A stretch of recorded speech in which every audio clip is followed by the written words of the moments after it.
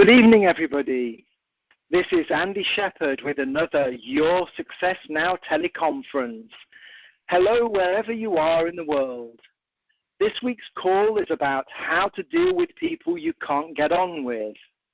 Remember, if you've missed any of the teleconference calls, this is the sixth one, please feel free to send me a message in Facebook or send me an email.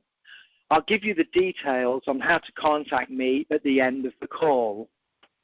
So, like I say, my name is Andy Shepherd.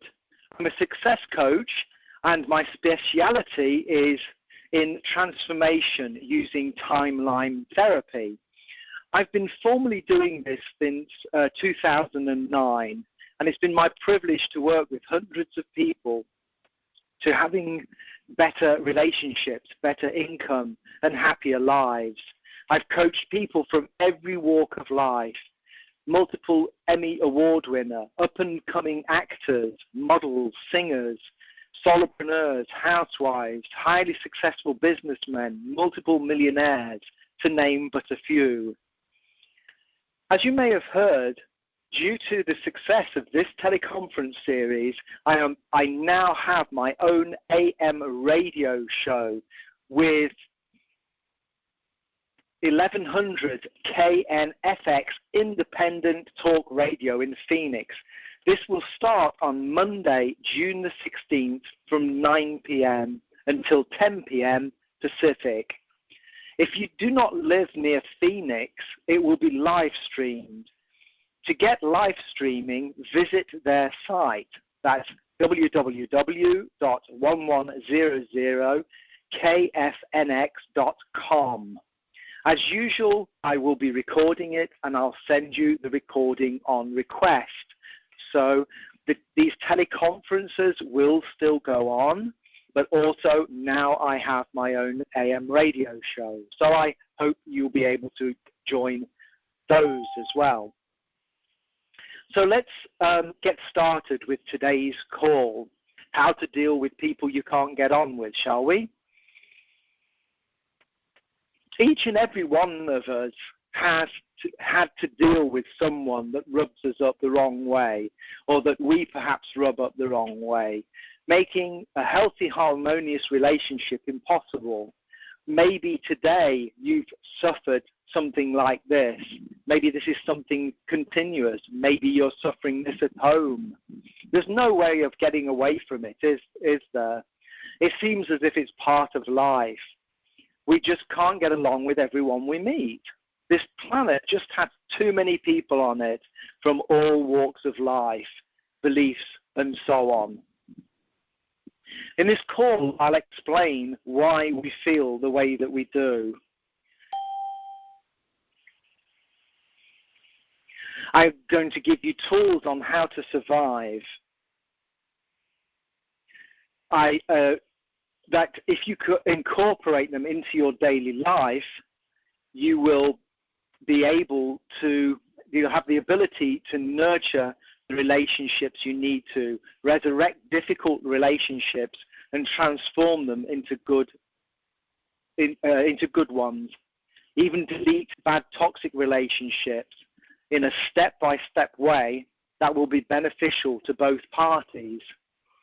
By the end of this session, you will have the tools and know-how to weed out the bad, nurture the good, and potentially increase your circles of influence and friendship. Does that sound good to you? I'm imagining you're all shouting, yes, yes, Andy. Because remember, here I am, just talking into a phone. And I need to imagine that there's people out there, either listening on this recording or whatever. So please humor me. So what do we usually do when we don't get on with other people? Well, we usually alienate them, don't we? Or constantly we become the victim of alienation. We can become impatient with them. We don't listen to them. We don't trust them. We don't help them. We probably continually hate that person. We go on about them. We complain about them. We put everything that they do under a microscope and minutely analyze all of their defects. You know, I'm sure that all of us have done this, or we're doing it, and maybe you've had cause to do this even today. So as you're going through this process, then basically this is something that is pretty stressful, isn't it? And as we know, all stress is something that is undesirable, because if you're stressed, you're not happy. If you're stressed, you're not at peak performance. And ultimately, we know that now medically stress can lead to illness. And if you have too much stress continuously and you do not have tools to deal with it, this can lead to major illness. This is a medical fact now. Often this can become very serious. We can get heart attacks, we can get cancer, we can get other diseases. So evidently this is something that would be very useful for us to deal with, wouldn't it? Again, I'm imagining you saying yes at that point. So before I go on any further, so some of you may feel as if this is the way the world is and there is nothing we can do to change it. You know, the other person is not going to get on with us, and that is it. And there is probably more than, when there is more than one person who dislikes us, how can we make a difference? How can we do anything? It seems that it's just inevitable. It's just a fact of life, and we really can't do anything. Well, I'm going to teach you right from the get-go something that you can implement, and it will have a big effect. As I've said very frequently in the other teleconferences, we are, in fact, all around us is a physical realm. Everything is physical. But from Einstein's basic equation, E equals mc squared, he showed a correlation between energy and physical. So we get confused by all this physicalness around us, and we believe that everything is physical. Well, it isn't. You know, as I put my heart and bang on this hard surface, I believe that, you know, my hand, which is energy, is being stopped by, in this case, a countertop, which is energy. And I believe that these two things are physical things, but they're not. There's something physical. Now, if it was energy, I believe that my hand should go through it. That's reasonable to think that, wouldn't it? But that isn't happening. So our conclusion is, well, physical's physical, and you know, other dimensions don't exist. So if we think that we are an energy format and everything else is around us is energy, and if we can just go into my little belief here and just kind of daydream, if you like, and just go into this journey, well, in that case, what are our thoughts? Our thoughts are a kind of energy. And so is it possible that we're kind of transmitting our thoughts? Is this what telepathy is? Are we actually picking up stuff from each other all of the time? Could this be what the sixth sense is all about? Is this what, you know, maybe part of body language is? We're reading each other all of the time. So this being said, maybe this will give an explanation to something that I did which had a very, very big positive effect. I told you before I worked for a big company called Digital Equipment Company, which was a very big American computer company, which in the 80s was as big as IBM. And I was working in a pharmaceutical company called AstraZeneca for Digital. Now, there was a whole bunch of politics which was going on. The company previously was called Phison's before AstraZeneca bought it.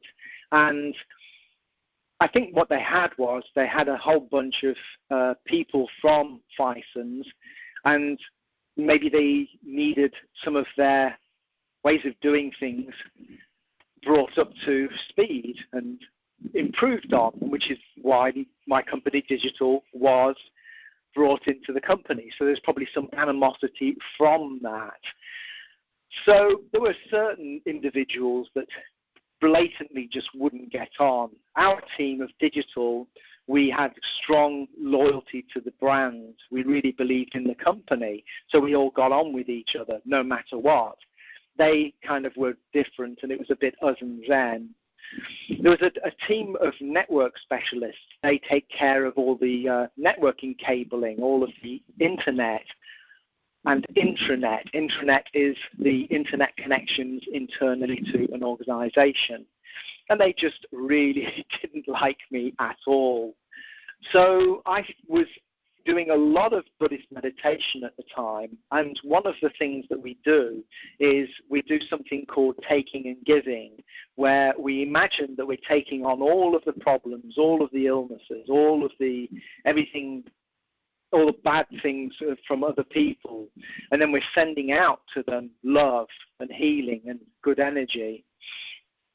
So in this meditation, I just brought these individuals into it, and I just completely forgot about everything that I felt for them, and I just took on all of their bad stuff and sent out love and healing.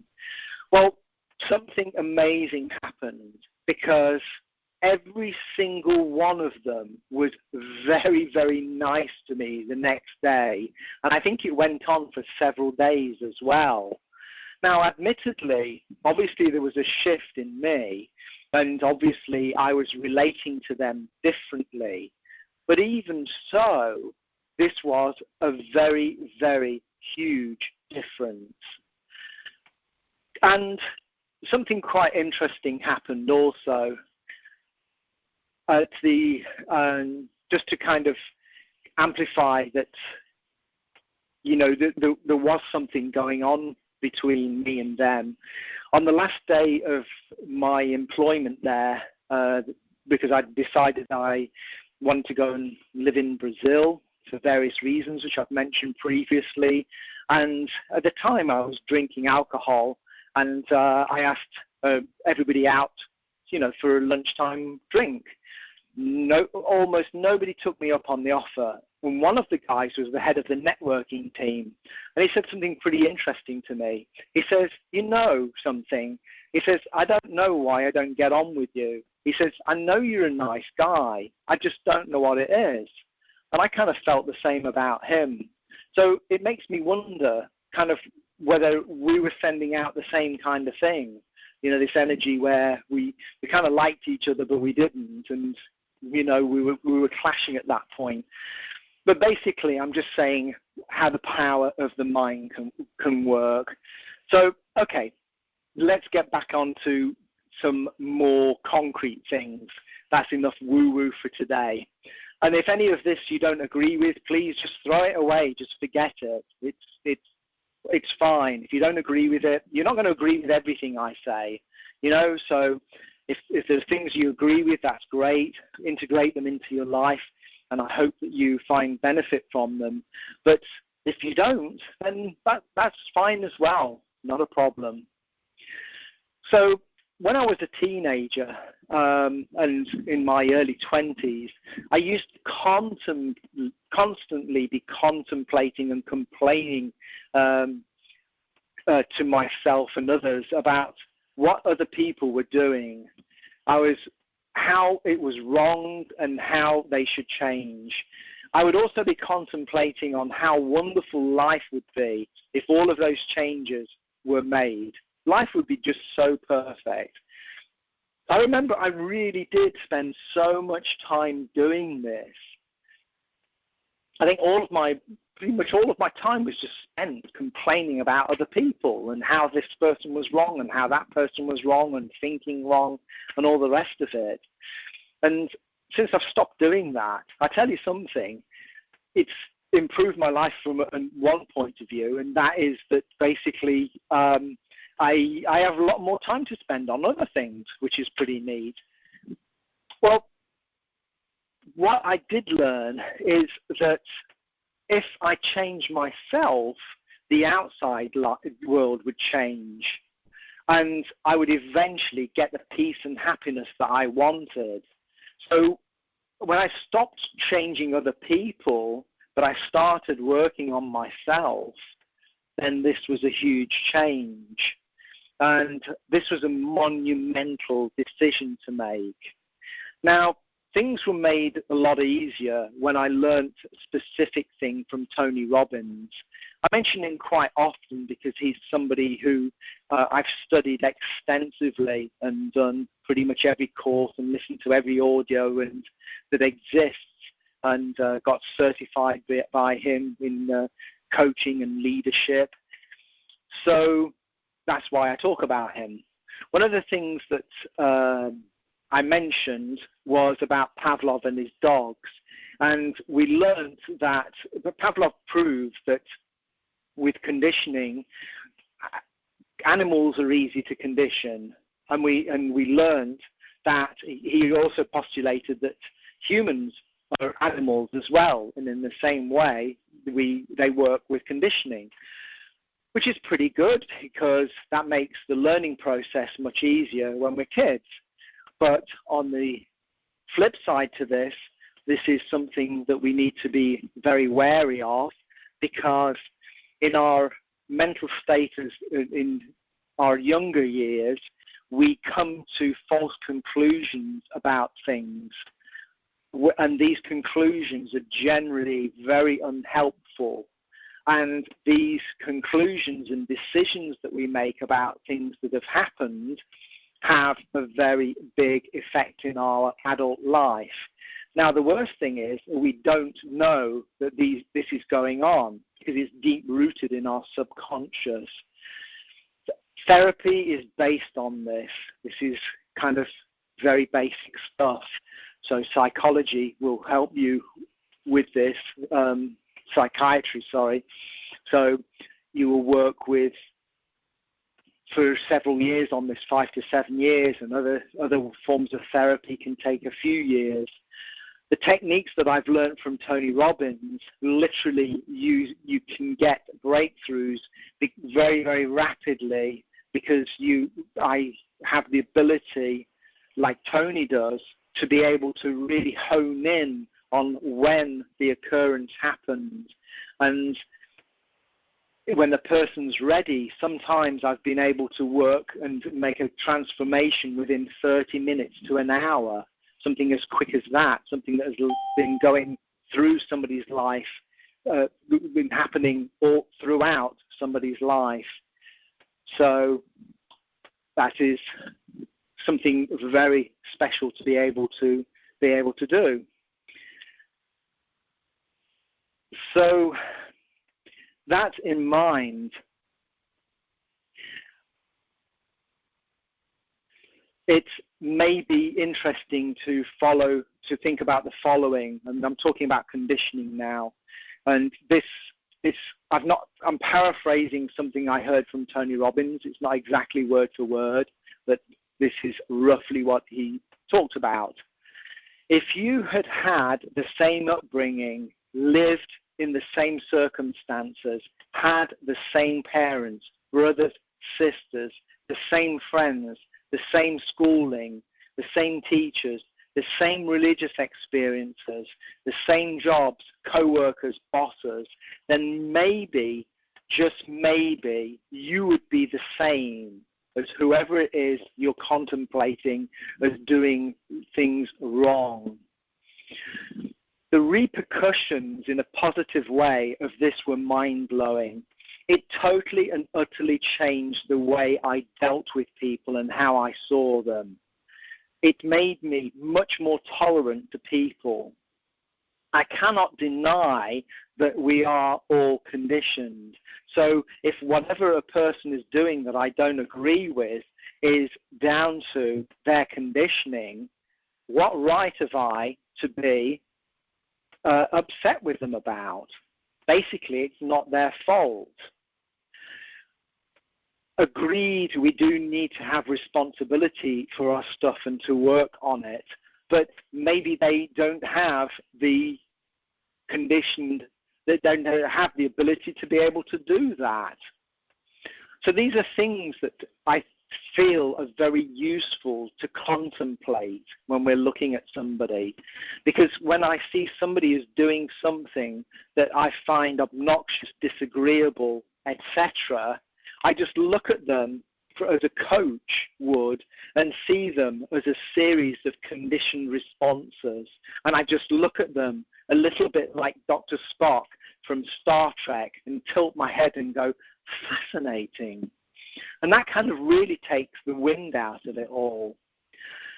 Traveling around helped me a lot as well, because I saw a lot of that in the differences between the culture of, say, the UK and Brazil. And this made me deeply understand this more.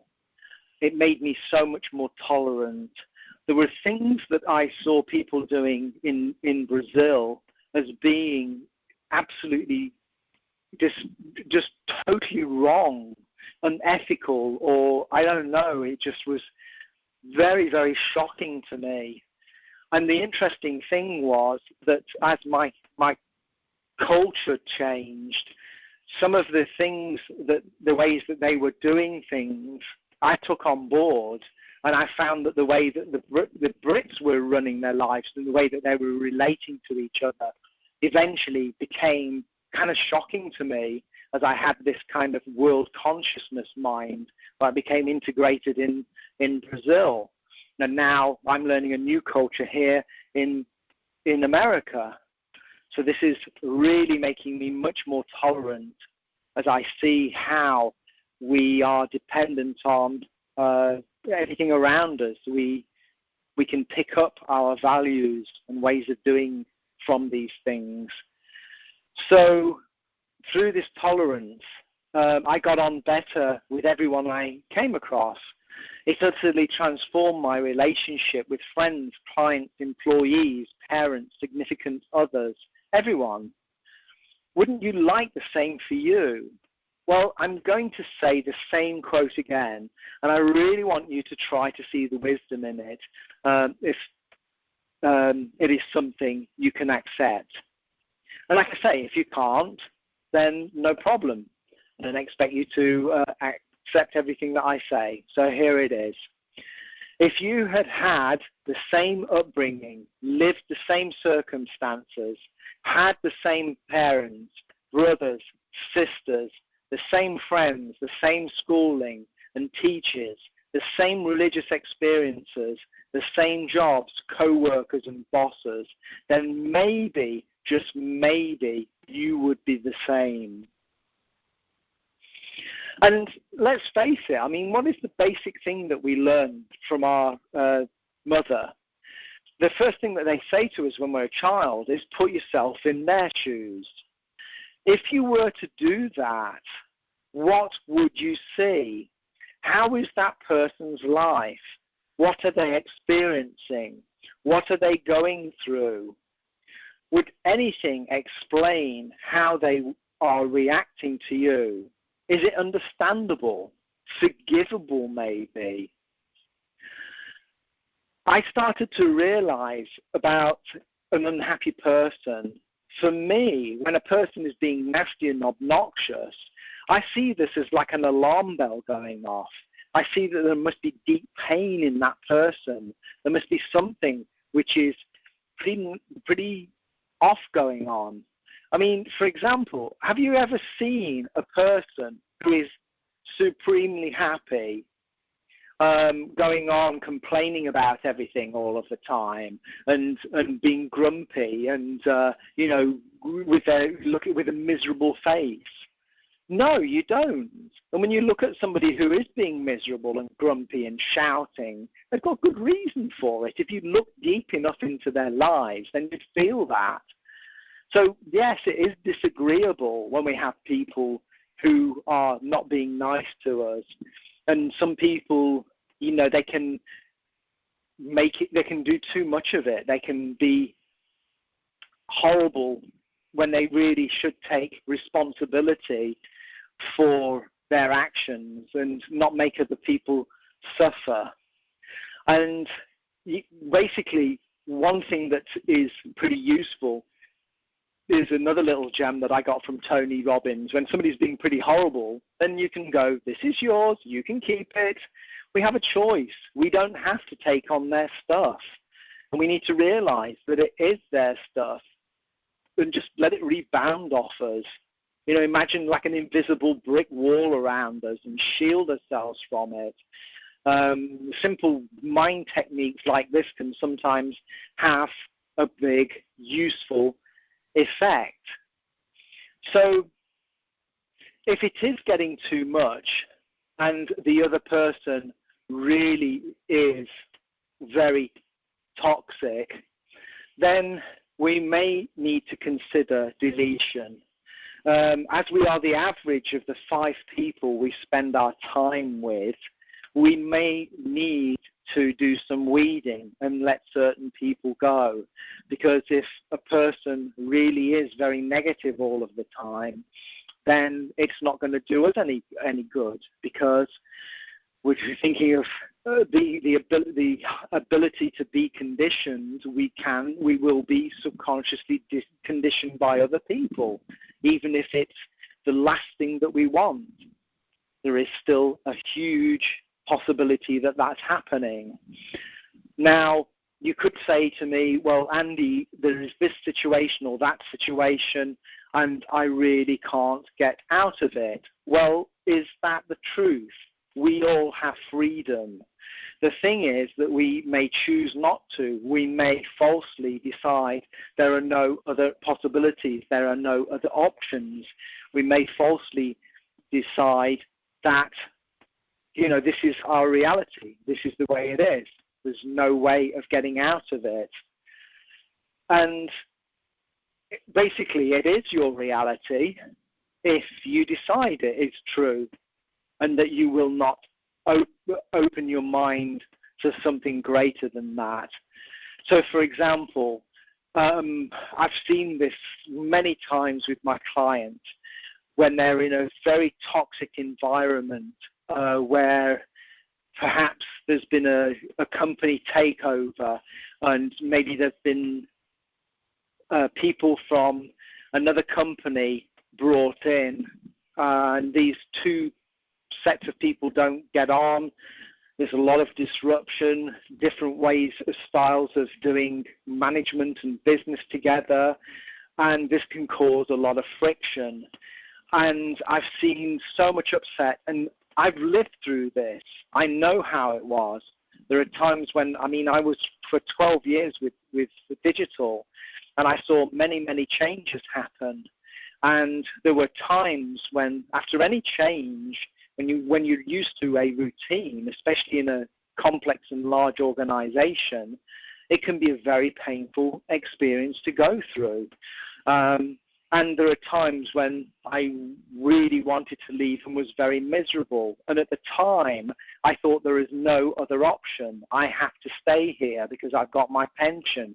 I've got my mortgage to pay. I've got all of my bills to pay. I've got my Mercedes to pay for, etc., etc. And all of these things and the debts that I'd run up on my credit cards and, etc.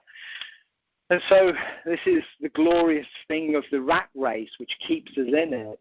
But the thing that I've learned from taking that leap to not accept this reality, to go outside of it and try something new and do something new. In my case, to move to Brazil, and then to move from Brazil to LA, to make these huge changes in my life. I realized that it's possible. But when you're in it, and when you've never made any big moves like that, it is as frightening as can be. But what I would recommend you do, if you are in a very toxic work environment, is to really look at this and decide, well, do I deserve this? Do I deserve this unhappiness? Do I deserve to be in this horrible situation? What value is my life giving me if I stay in this? Because we have this amazing vehicle, our body, and in our body we have this amazing contraption called our mind. And with our mind, we can do phenomenal, amazing things. We can do anything that we put our mind to. We just have to go and tap into the mind and make it happen. And I know it sounds super simple, and I apologize for that, because when you're in a pretty despicable situation, then you're thinking, well, it's easy for Andy. He's done it. He's out of it, but he doesn't understand my situation. Well, maybe I don't, but I do know a lot of people who have got out of where they were and gone to where they wanted to be, which is another of my teleconference calls from a few weeks ago. So that's something that you might like to have a look at. So basically, I would recommend that you have a look at that and decide to make some changes, letting people go, maybe letting a job go, a work environment, if it needs to be that. And I think that last week's teleconference on how to let go could be something that could be useful to you. So you can contact me if you'd like to know more about that, if you'd like me to send the recording to you. And I'll give you details about how to contact me in a few minutes. So today's teleconference call is going to be a little bit shorter than usual, depending on whether you have a few questions for me. So I hope that you do. And in a few minutes, I'm going to open up and take any calls that you might have. So get prepared and please don't be shy. Before I open up the calls to you, I just want to have a quick talk about what I do as a coach. I think this could be interesting to some of you. And in fact, a few people from these calls have decided to work with me, and we're making some great progress, and I'd love for that to be the same for you. Well, at this point, there are three possibilities. The first possibility is that listening to me, you're thinking, wow, Andy really knows his stuff. I have complete confidence that Andy is the real deal, and he is going to be able to coach me on whatever I need coaching on, and all I need to do is to get in contact with him. I'm sure that the price that he's going to charge is going to be super reasonable, and I just need to get on a call and get that and make that happen. The second possibility is that you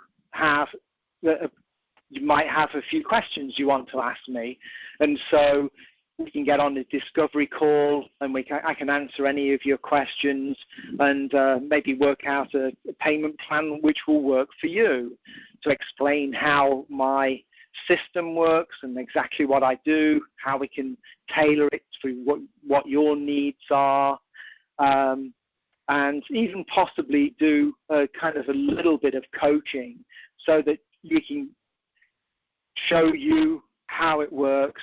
And maybe you just need something now to just get you to make that decision.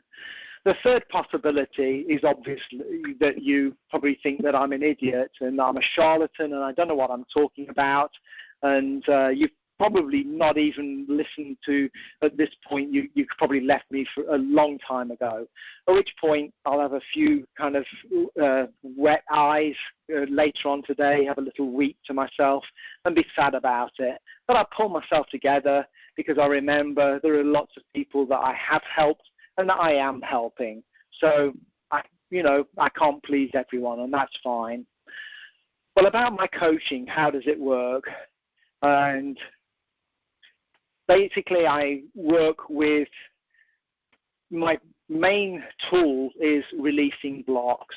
So I can go back and I can see something that happened in the past, which has caused a kind of a ripple effect, which then can cause like a tidal wave, a tsunami, if you like, and have devastating effects on life. Sometimes it can be something very small and seemingly trivial, which can have a huge effect on later life, or it can be something that is monumentally huge, really huge, like sexual abuse, rape, somebody being murdered, all of these kind of things.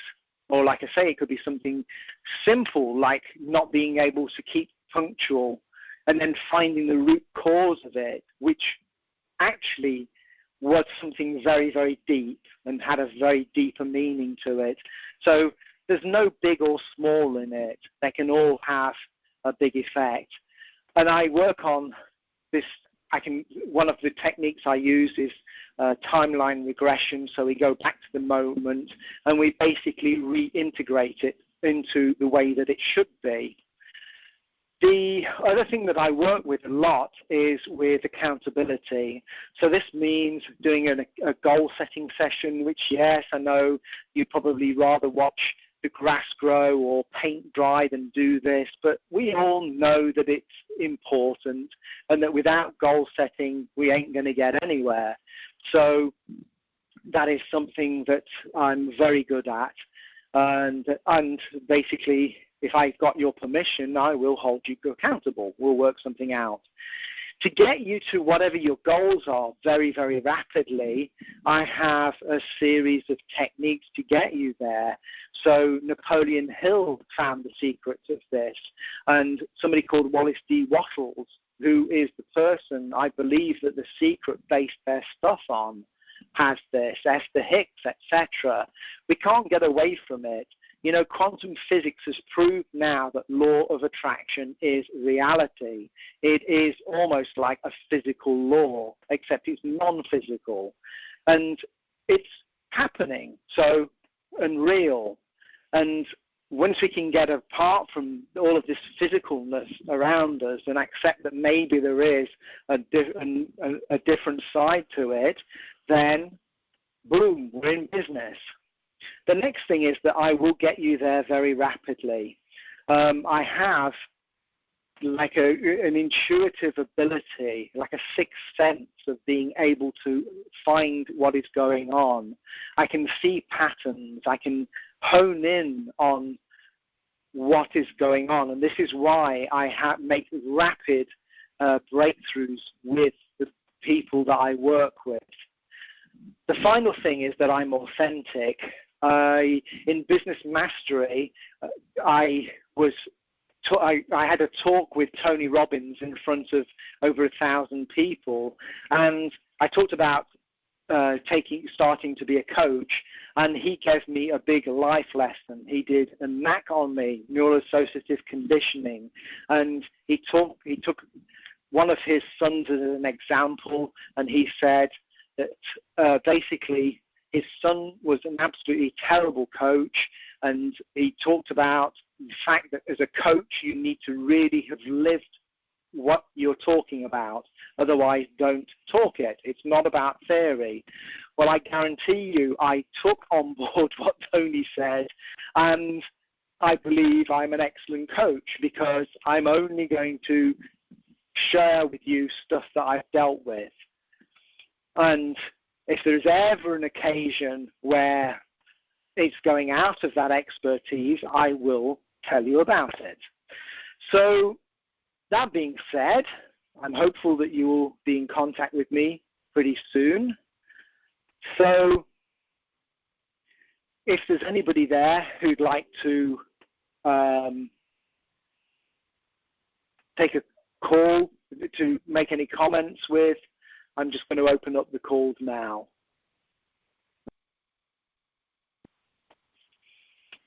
So let's see if there's anybody out there. Is there anybody who's got any questions? Don't be shy now.